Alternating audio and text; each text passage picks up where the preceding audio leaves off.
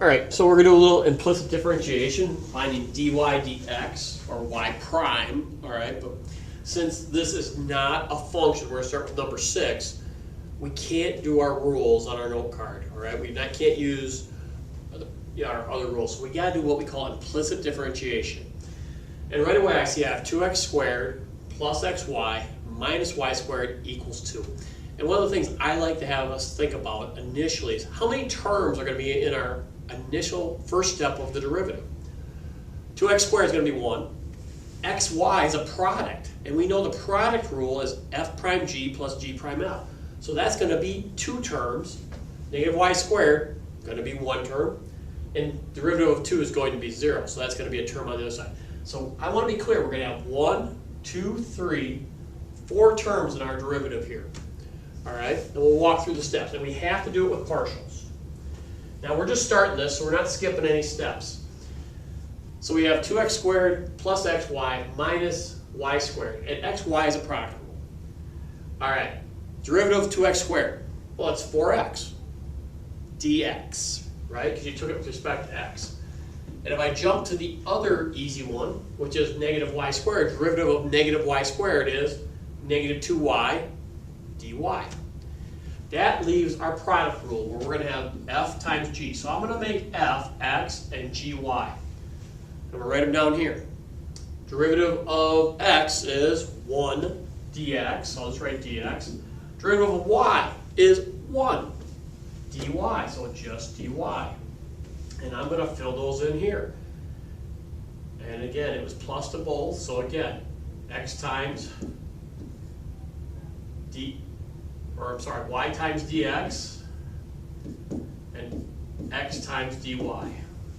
So I'll rewrite this so it's a little easier to see. And all of a sudden, I'm done with the calculus. Oh, and the derivative of 2 is 0. I'm done with the calculus. 0 dx, 0 dy, either way 0. But now I got to solve for dy dx. When I take this 4 term with the 0, 5 term equation, I have to get dy dx by itself. And you notice there's 2 dx's and 2 dy's. So we need to separate those. Dx is on one side, dy is on the other. I'm just going to move these 2 to the other side. And I'm going to get 4x dx plus y dx equals negative x dy minus 2y dy. All right. When I move down the screen here, well, now I have dx is over here, dy. I have to factor. So I'm going to factor out the dx. dx times 4x plus y. And over here I'm going to factor out the dy. dy is negative x plus 2y. I don't know if I said that. My board has been acting up a little bit. But there we are. I want dy dx, so I'll divide by dx. And lo and behold, I have y prime. I have dy dx. But I also have dy dx times stuff, so I need to divide by the stuff, which is negative x plus 2y. And that's our answer here. And I'm going to rewrite, usually they rewrite it this way, so I'll rewrite it this way. It's 4x plus y. Usually they're going to go 2y minus x. That's going to be dy dx, or y prime. I got to be clear, that could be y prime at that point. Also, on a multiple choice answer, I suppose it could be negative 4x minus y over negative 2y plus x. They could go signs on each. And again, implicit differentiation. We just took the derivative of a non-function, all right? But we have to do it with partials, all right? All right, one more example. I'll go kind of quick. You can pause the video as you need, all right? It's another one just like this. Number 8, it's x cubed minus xy squared plus y cubed equals 1. Almost exactly the same. It's going to have 5 terms, 4 on the left. Derivative of 1 is going to be 0. That'll be the 5th term. Derivative of x cubed is 3x squared. Derivative of y cubed is 3y squared dy. And the derivative of x cubed is 3x squared dx. Now I got f and g again. So f is x and g is y squared. This time we're going to have the subtraction.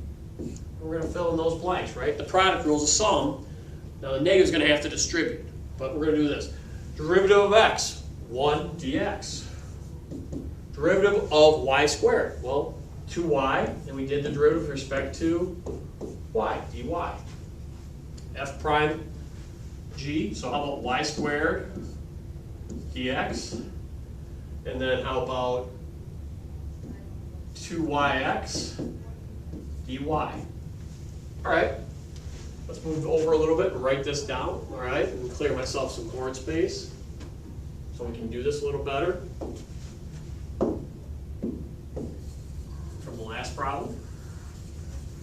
All right, so now, again, we gotta start separating stuff. So I'm gonna distribute the negative, and I'm gonna add 3x squared dx minus y squared dx plus 2xy or yx, doesn't matter, dy plus 3, minus, that's a minus, it distributes a negative, plus 3y squared dy equals 0.